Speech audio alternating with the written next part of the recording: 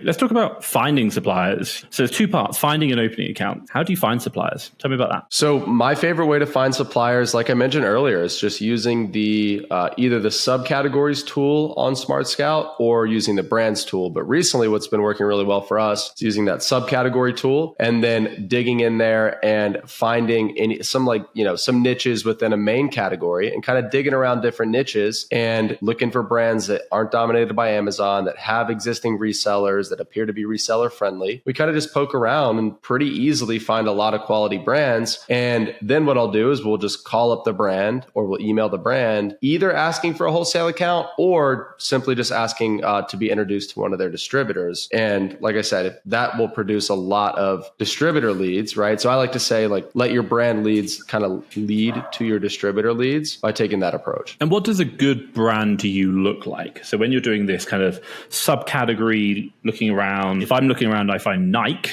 great brand, but I'm very unlikely going to get a direct account. But like, what do you look for? What's the specifics of that? Yeah, so there's a couple key criteria. So the first is I'm looking for at least one or two products that are selling well, that aren't dominated by Amazon, and that have existing third-party sellers, FBA sellers, right? Because if the brand's got at least one or two products that are selling well, it's probably going to be worth my time. If it's not dominated by Amazon, then I'm probably going to be able to make sales. And then if they're existing FBA sellers, then that means somebody is getting it at a profit from somewhere. So why couldn't I? When you say selling well, what does that mean? Define it. The reason I don't usually quantify that is because selling well is going to differ from person to person. So a brand new seller should buy products that they are only going to sell, 10, 20, 30 a month if it meets their monthly profit goal. Somebody like me who's been around for a while, somebody like you, we might be looking for higher volume products, and selling well to us might be, at least 100 units a month or 200 or 500. So that's why selling well is going to be subjective. It's going to be whatever is worth your time. If I kind of reflect, if you're doing 3.5 million a year and you're doing, I think you said 50 SKUs, you can probably work out the average revenue per SKU and then work that on a monthly basis. And if you half it, you're probably working out the cost per SKU per month and then go, I'm probably looking to say that every